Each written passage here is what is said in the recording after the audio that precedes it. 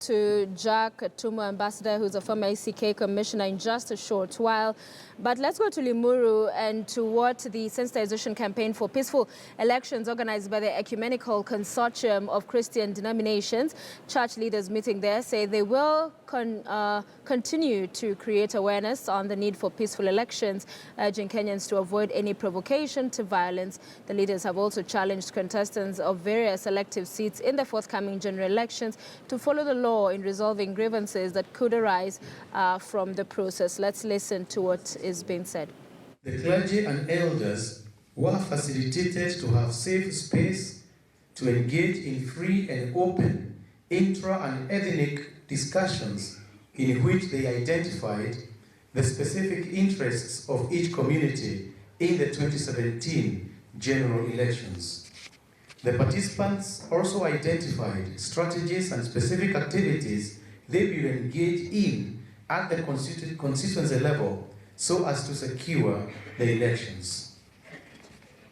During the intra and inter-ethnic consultations, the clergy and elders appreciated that the different communities have common aspirations and expectations as regards the elections in 2017.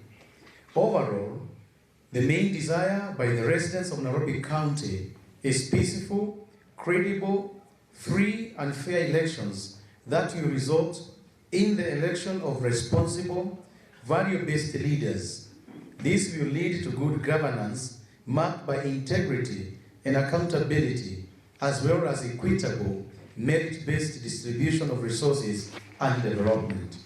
However, the participants noted this aspiration is being threatened by political aspirants and their supporters who are engaging in destructive practices that include hate speech, incitement to violence, creation and sponsorship of militia groups to unleash violence on opponents, promoting economic sabotage of perceived supporters of one's opponents, and threats to reject results and cause chaos if one does not win.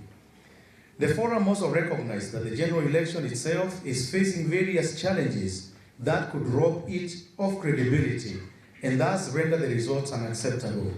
These challenges include the growing uncertainty as to whether an acceptable voters register will be in place for the elections, the delays in procurement of essential systems and elections-related technologies could result in elections that fail to meet the constitutional and legislative standards, and the widespread insecurity that is a fertile breeding ground for political militias that are disenfranchising the voters.